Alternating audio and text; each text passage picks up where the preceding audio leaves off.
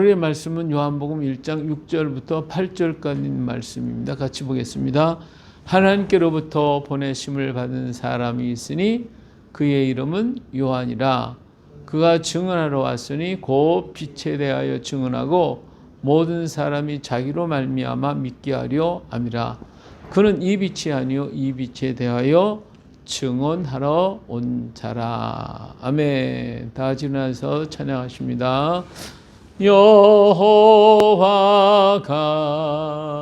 너를 항상 인도하여 메마른 곳에서도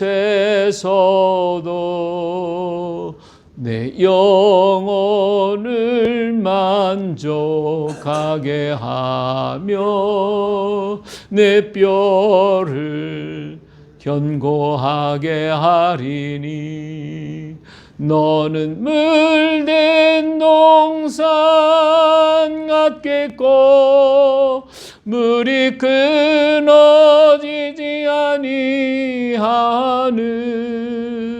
샘 같을 것이라. 여호와가 나를 항상 인도하여 메마른 곳에서도 내 영혼을 만족하게 하며 내 뼈를 견고하게 하리니 나는 물된 동산 같겠고 물이 끊어지지 아니하는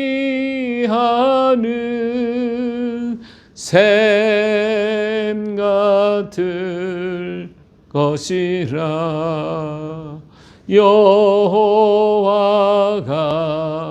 너를 항상 인도하여 메마른 곳에서도 내 영혼을 만족하게 하며 내 뼈를 견고하게 하리니 너는 물된 동산 같겠고 물이 끊어지지 아니하는 샘 같을 것이라. 샘 같을 것이라.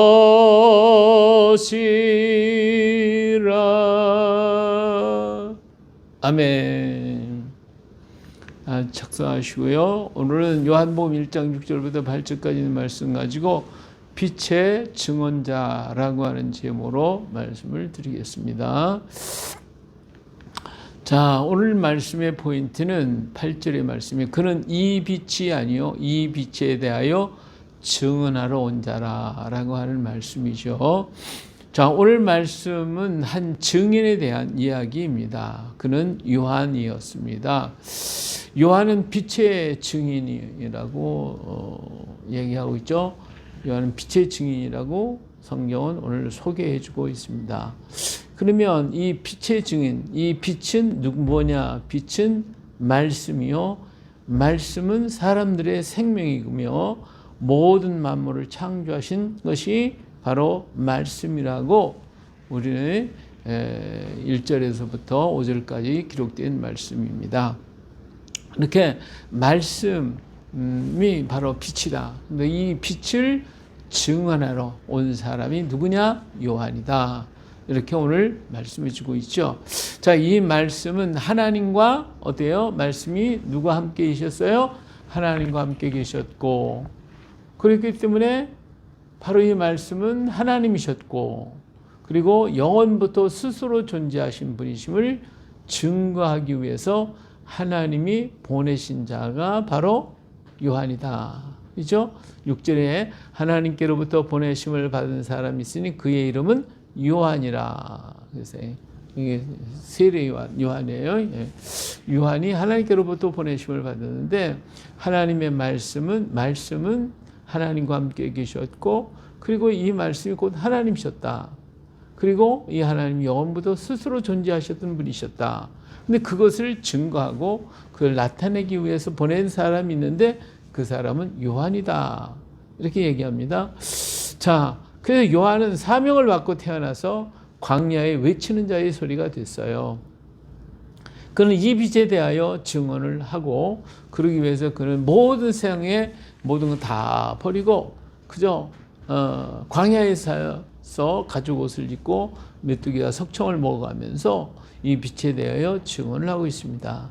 그는 자신을 드러내지 않고 오직 이 빛에 대해서만 말하는 게 최선을 다하고 있던 것을 볼 수가 있죠. 그래서 사람들이 요한에게 다 몰려와서 세례를 받고 말씀을 들을 때 네가 누구냐? 그럴 때 나는 이 빛에 대하여 증언하는 자라고 분명히 얘기합니다. 여기 보니까 1장 23절 있죠. 이르되 나는 선지자 이사야의 말과 같이 주의 길을 곧게 하라고 광야에서 외치는 자의 소리라. 그래서 자신을 밝혔고요. 27절에 보니까 곧 내 뒤에 오시는 그 이라 나는 그의 신발끈 풀기도 감당하지 못하겠노라 라고 했는데 그분과 나의 차이가 엄청나. 나는 그의 종밖에 아닌 신발끈을 매주고 풀어주는 사람은 종이 하는 일이기 때문에 나는 신발끈 풀기도 감당하지 못하는 게 종보다는 못하다. 그분은 주인이고 나는 종만 또 못하다. 이렇게 자신을 얘기해 주고 있어요. 29절에 이튿날 요한이 예수께서 자기에게 나오심을 보고 이르되 보라 세상 죄를 지고 가는 하나님의 어린 양이로다. 내가 전에 말하기를 내 뒤에 오는 사람이 있는데 나보다 앞선 것은 그가 나보다 먼저 계심이라 한 것은 이 사람을 가리킴이라 라고 하는 것을 얘기하면서 그 예수님에게 자기의 제자들을 보내가지고 그의 제자가 되도록 했던 사람이에요. 그래서 자기의 역할이 무엇인가를 분명히 알았고 그래서 예수님에게 자기 제자를 보냅니다. 34절 내가 보고 그가 하나님의 아들이심을 증언하노라 하니라. 예, 그는 예수님께서 그 세례를 받으시고 성령이 임하는 것을 보면서 이분이 바로 하나님이시구나 라고 하는 것을 깨닫게 되노라고 얘기하죠. 35절에 보면 또 이튿날 요한이 자기 제자 중 두 사람과 함께 섰다가 예수께서 거내심을 보고 말하되 보라 하나님의 어린 양이로다. 그러면서 제자들을 예수님께 보내 하나님의 어린 양이다. 이렇게 얘기를 해서 제자들이 이제 자기를 떠나서 예수님께로 가도록 했던 모습을 보게 됩니다. 자, 그러면서 그는 뭐라고 얘기해서 요한복음 3장 30절에 보니까 그는 흥하여야 하겠고 나는 쇠하여야 하리라. 이렇게 얘기해요. 그래서 자신보다도 누구를 예수님을 앞세웠던 그 사람입니다. 그러므로 하나님께서 그에게 보내신 그 부름의 사명을 위해서 최선을 다했던 사람이 누구냐?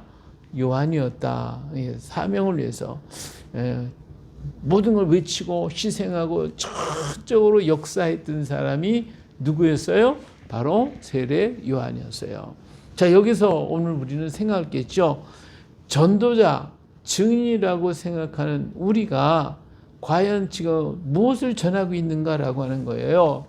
오늘 우리는 전도자다, 목사다, 설교하고 외치고 전하고 하는데 과연 우리가 전하는 것은 뭘 전하고 있는가?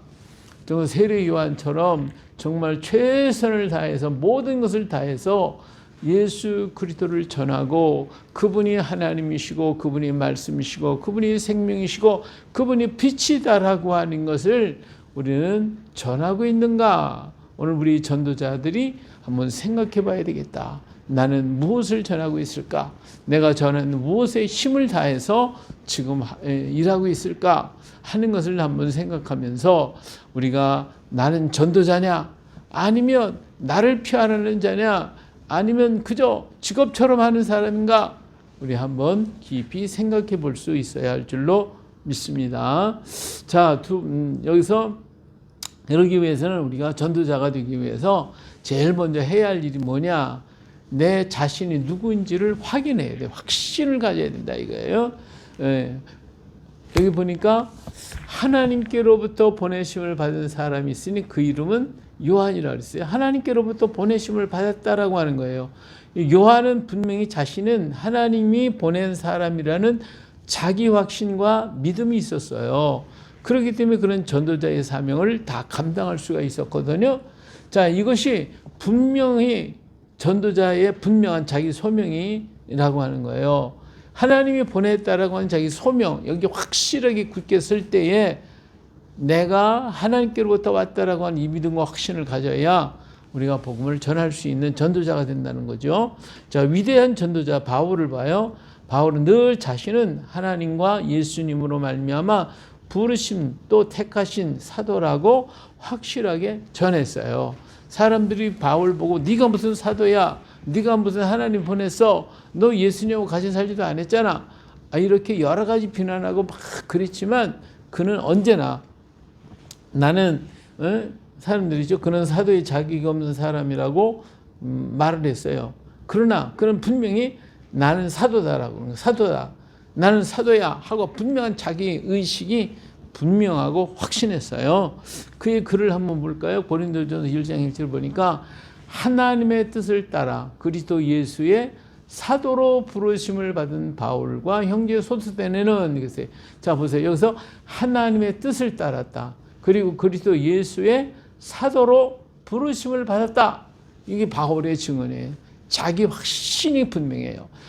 비록 자기는 예수님과 함께 생활하지 않고 예수님과 더불어 먹고 마시지는 않았지만 후일에 마지막 정말 칠삭둥이처럼 나는 부름을 받았다. 누구에게? 하나님께 하나님 뜻으로 또 예수 그리스도로 말미암아 사도로 부르심을 받았다라고 하는 이런 분명한 자기 확신이 있어요.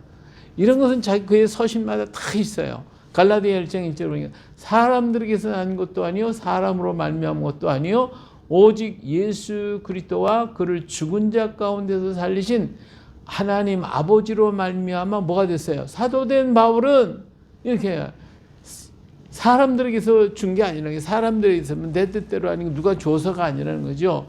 예? 네. 사람에게 난 것도 아니고 말미암은 것도 아니고 오직 예수 그리스도와 그를 죽은 자 가운데 살리신 하나님 아버지로 말미암아 나는 사도됐다. 이게 분명한 확신이 있어요. 그러니까 누가 뭐라고 하든지 아무 상관이 없어요. 나는 분명히 하나님과 예수님 앞에 사도로 부르심을 받는 자예요. 난 사도야. 이렇게 자기 확신이 분명했어요. 이런 분명한 부르심에 대한 소망, 의식이 있었기 때문에 그는 약해지거나 넘어지지 않았어요.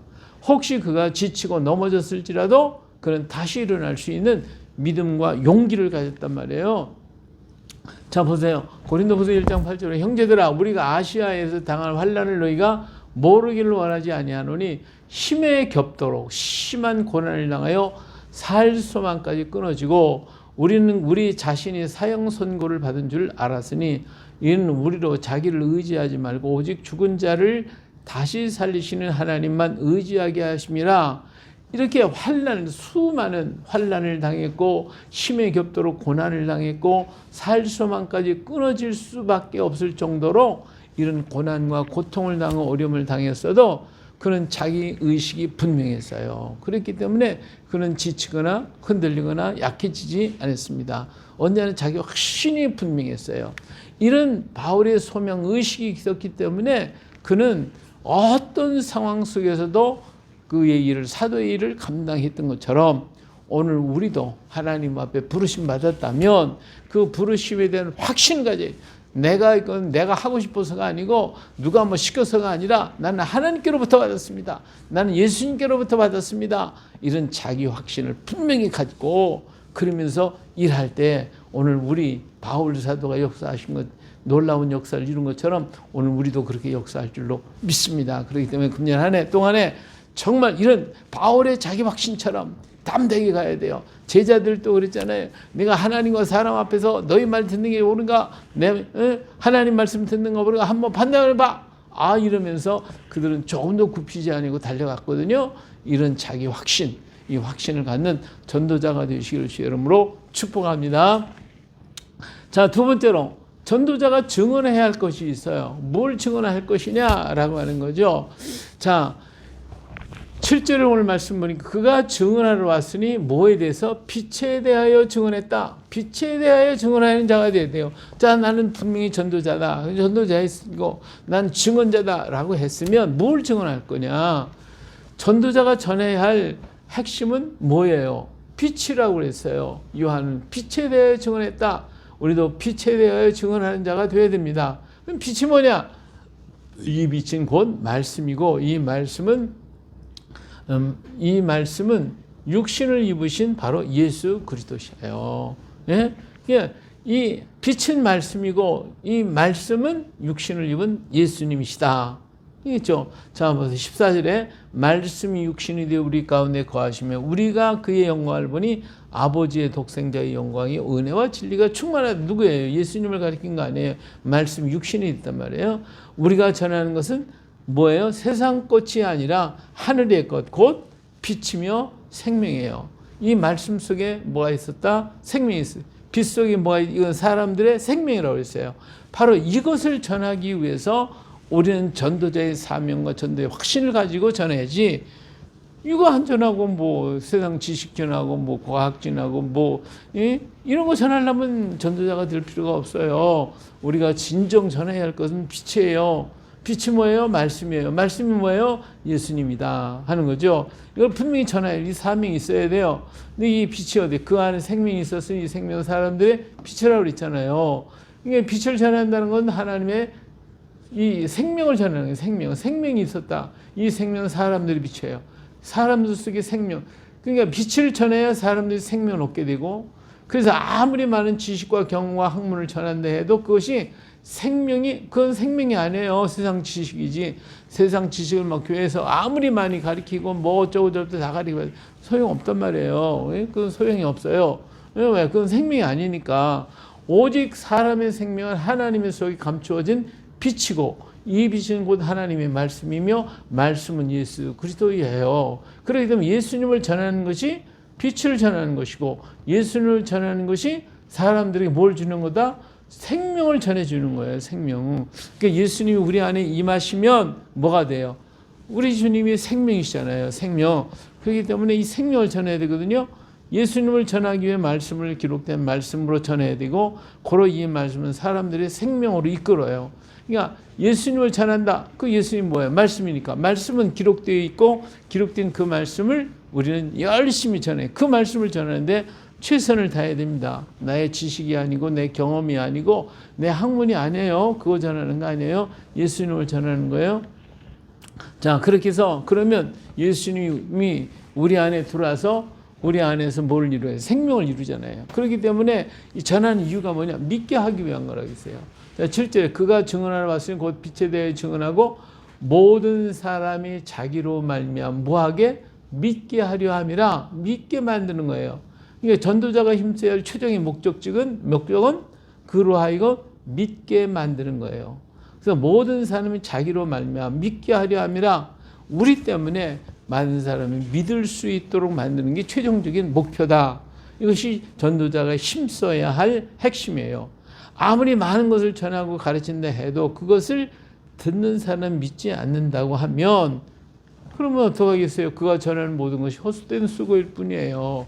예, 우리가 전하는 것이 그들로 하여금 듣고 믿을 수 있도록 증거해야 되고, 만약에 그렇게 해도 전하지도 안 된다면 헛된 수고만 하는 거예요.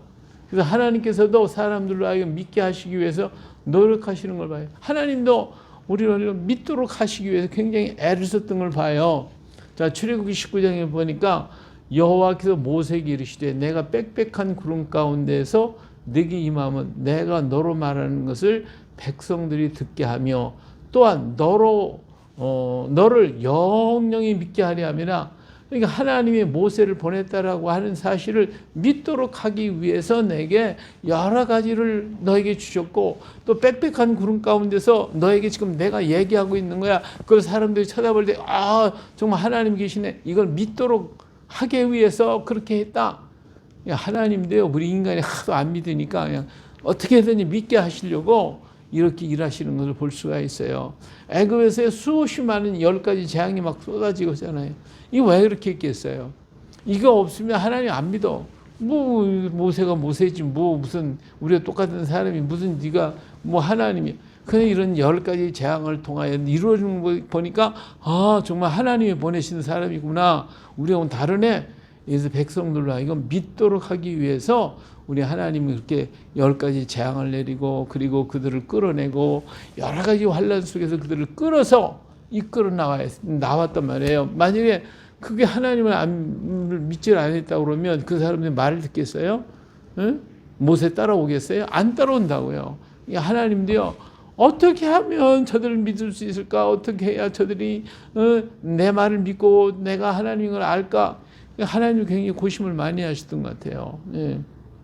그래서 오늘 우리가 해야 하는 모든 수단 방법을 가리지 않고 사람들로 하여금 믿도록 만들어주는 일에는 최선을 다해야 돼요. 자, 예수님을 십자가에 매단 사람들이 한 이야기를 한번 들어볼까요? 이런 얘기, 마가복음 15장 30절. 이스라엘 왕 그리스도가 지금 십자가에서 내려와 우리가 보고 믿게 할지어다 하며 함께 십자가에 못 박힌 자들도 예수를 욕하더라. 여기도 보니까 예수는 십자가에 못 박고 야 내려와 그런 얘기한 이유가 뭐예요? 믿으려고 믿게 할지어다. 한번 믿게 해봐 지금 그러는 거예요. 중요한 것은 모든 것이 믿게 만드는 거예요. 어떻게 하면 믿게 만들까? 근데 예수님께서 하도 많은 역사를 했는데도 그들은 안 믿었잖아요. 그러면서도 내 십자가에 내려와라 그럼 믿게 한다. 참 이렇게 악한 사람들이 있어요. 예수님은 제자들을 하여금 믿게 하시고 싶으셨어요. 자, 요한복음 11장 42절 항상 내 말을 들으시는 줄을 내가 알았나이다. 그러나 이 말씀을 하옵는 것은 둘러서는 무리를 위함이니 곧 아버지께서 나를 보내신 것을 그들로 믿게 하려 함이니이다. 예수님이 기도하시고 예수님이 역사하시고 일하신 모든 것들이 다 제자들로 하여금 믿도록 만들게 하기 위해서 예수님도 그렇게 애썼던 걸 볼 수가 있어요.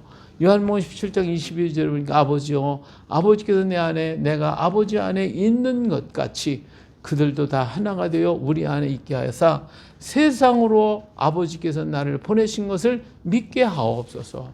정말 제자들을 통해서 제자들의 그 삶을 통해 가지고 정말 하나님이 예수님을 보내셨다고 하는 사실을 믿도록 좀 만들어 주시옵소서. 이렇게 하는 걸 보니까 예수님도 이 땅에 살면서도 하도 사람이 각박해서 안 믿으니까 저들을 어떻게 하면 믿게 만들까? 어떻게 하면 믿게 만들까? 굉장히 고심을 많이 하셨어요. 예.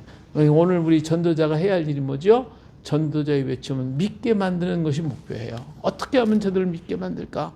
이렇게 보면 최선을 다해야 할 줄로 믿습니다. 하나님의 세례 요한을 보내신 것은 빛을 증거하기 위한 것이고 또 빛은 하나님 속에 있는 말씀이며 이 말씀은 육신을 입고 오신 예수님이시고 그 예수님 속에 사람들의 생명이 있음을 믿게 하는 것이 우리 전도자가 해야 할 일, 증언자가 해야 할 일이다. 이처럼 오늘 우리 전도자의 사명이 바로 이렇게 돼야 되겠다 말이지. 여기에 최선을 다해야 되겠다. 다른 것에 최선을 다하지 말고 이 일에 우리는 최선을 다하는 우리가 돼야 할 줄로 믿습니다. 오늘 전하는 것을 듣고 예수를 믿어 생명에 이르게 만들기 위해서 우리는 최선을 다해서 전도하고 최선을 다해서 말씀을 전하고 최선을 다해서 증거해야 할 줄로 믿습니다. 듣고도 믿지 않는 것은 자신을 속이는 것이고 결국 거짓을 믿게 되는 것이며 그것은 사망에 이르게 될 것이다. 세상 사람들이 우리가 전한 것을 믿지 않는다면 결국은 그들은 뭘 믿어요? 거짓을 믿게 되는 것이고 거짓 믿다 보면 그들은 결국은 사망으로 멸망의 길로 갈 거니까 그들을 바라보며 불쌍한 마음을 가지고 우리는 그들을 내게 가서 전해서 그들로 믿게 만들어야 돼요. 믿자. 예수님을 나의 생명의 말씀으로 믿어드릴 수 있도록 만드는 것이 오늘 우리가 최고의 우리의 영광이고 영예이기 때문에 우리가 최선을 다해야 할 줄 믿습니다. 그래서 예수님을 나의 생명, 나의 구원자, 나의 그 믿음의 대상으로서 영접하고 받아들여서 그들이 생명 얻고 정말 하나님의 자녀가 되어지게 만드는 데 최선을 다하는 우리 전도자의 사명을 감당한 우리 모두가 되시기를 예수님의 이름으로 축복합니다. 할렐루야.